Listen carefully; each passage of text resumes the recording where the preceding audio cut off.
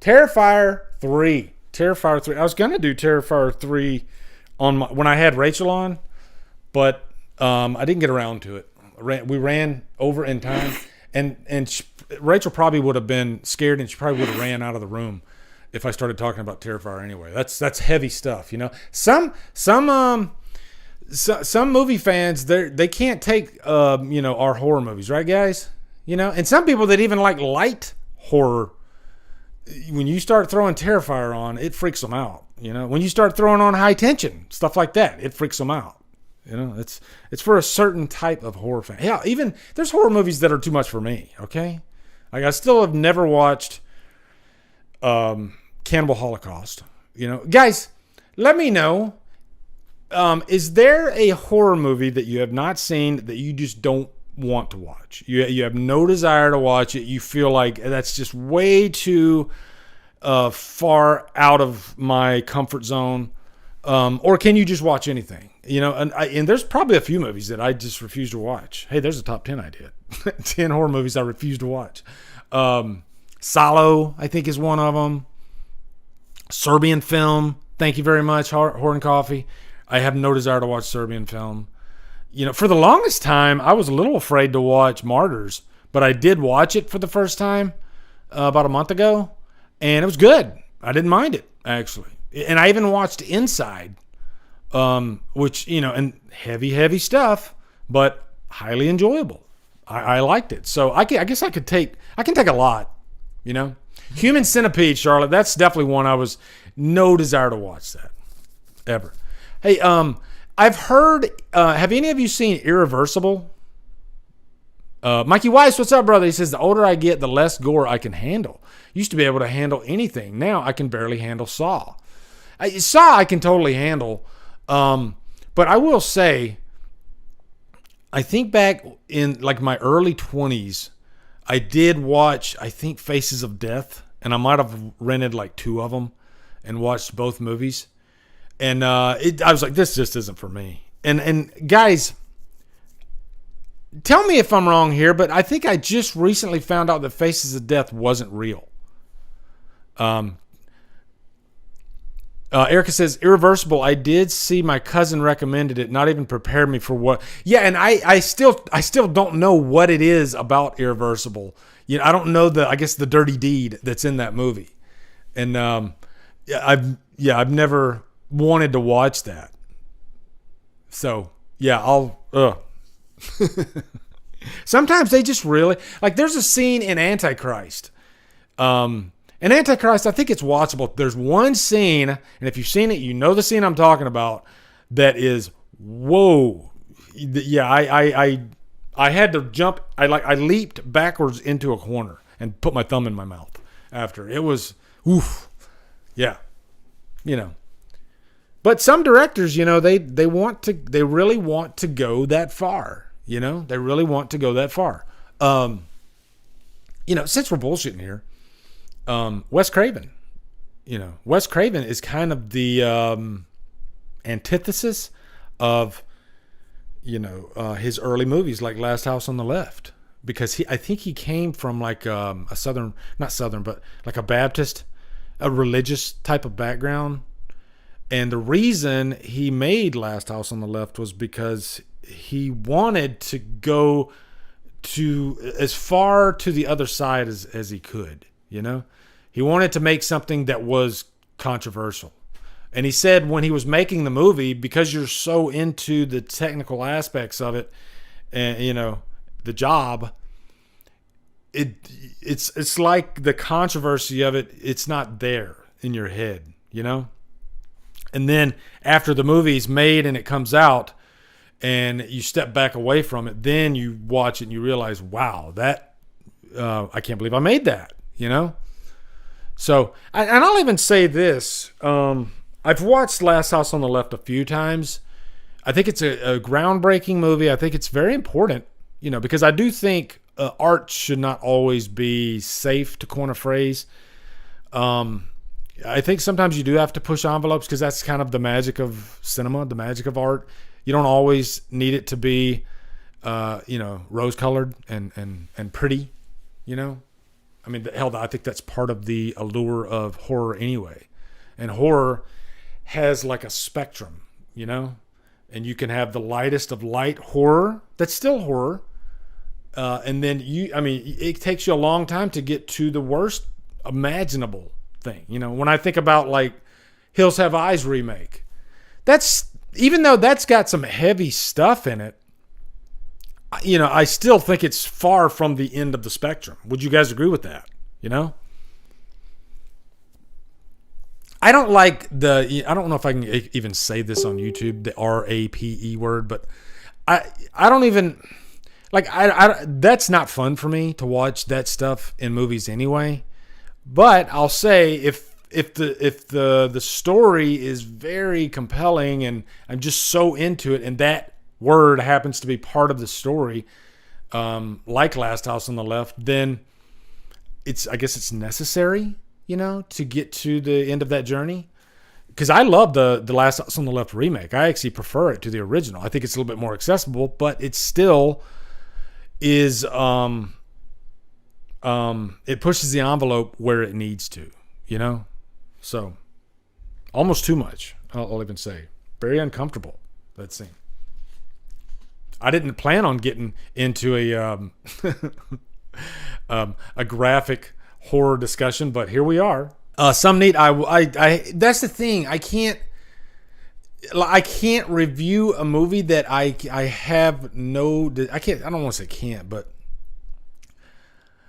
for me to review any movie, I feel like there has to be some kind of desire there, you know.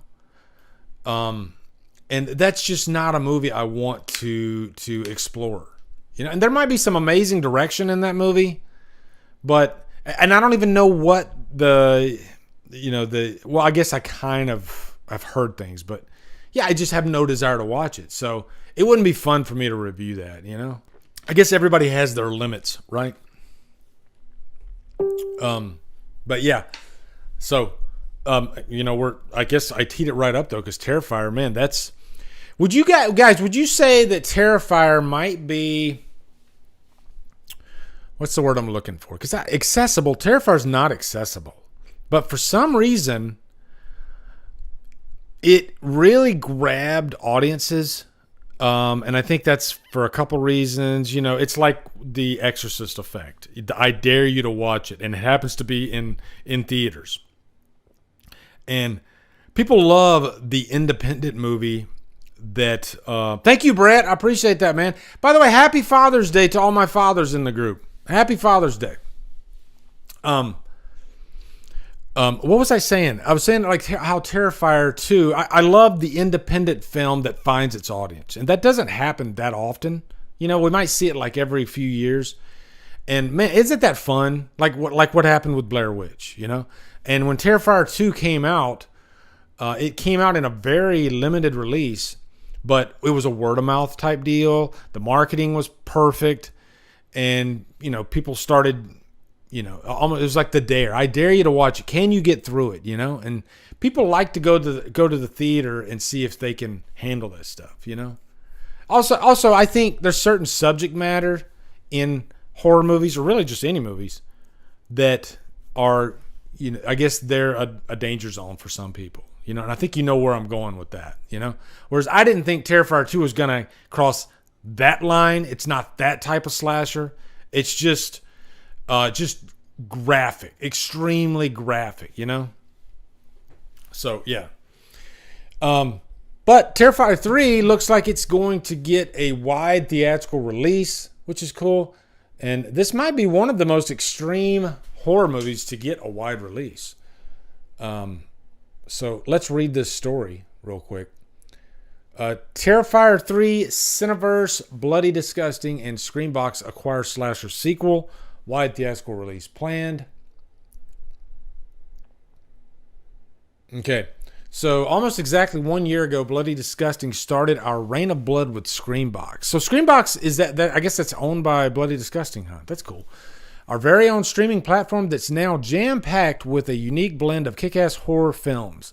Most notable is Terrifier 2, which by the way, I saw Terrifier 2 is on, is it Tubi or Amazon Prime? I was flipping through some of the streaming channels today, and I noticed it was on there.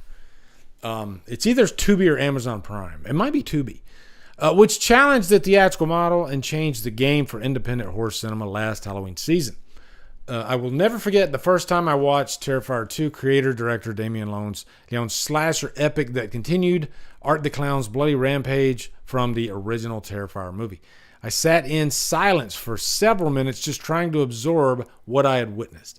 I was in shock and absolutely certain I had just experienced something truly special. What was so exciting about Terrifier 2 was how defiant and unapologetic it felt. It had a punk rock vibe all the way through. In a time where everyone feels like they're walking on eggshells, Team Terrifier popped the viewer right in the nose and didn't give a fuck who it offended. There was something so refreshing about that experience, and it excited me in a way I hadn't felt in quite some time. It was clear to me Terrifier 2 was a generational experience and had to have it. Let me go down here. 15 million at the box office, featured on everything from the Howard Stern show. Yeah, Howard Stern was actually talking Terrifier quite a bit when it was out to Saturday Night Live. I remember Richard from the Howard Stern show. He's the horror guy from the show, and he was always talking about it. He wasn't seeing it in the theater even. Damian Leone's Terrifier franchise is and will continue to be anti-Hollywood, as the filmmakers have decided to give the fans exactly what they want with a completely independent sequel produced without any studio interference. I love that. We're running it back. We are so incredibly excited to announce today that Cineverse, Bloody Disgusting, and Screambox have acquired North American rights to Terrifier 3 from filmmakers Damian Leone and Phil Falcone. The film is scheduled to have a wide theatrical release next year in North America, followed by its exclusive debut in Cineverse's streaming service Screambox. I think that's the gist of the article. Produced for just $250,000, Terrifier 2 became a box office. You know, guys, $250,000, and they got a 2.5-hour slasher out of it, which is pretty damn unprecedented. You know what I mean? Like, think about that. There's no way a big studio would have allowed that. And so, because the sweet spot there, especially for slasher movies, is like an hour and a half.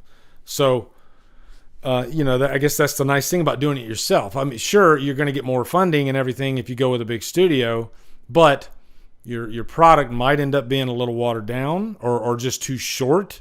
There's been a few cases too where the movie needed to be longer for the story, but it felt too like I would say even like Alien versus Predator Requiem. I know that's a weird example, but that is like an 80-minute movie, and it feels like it is rushed as fuck.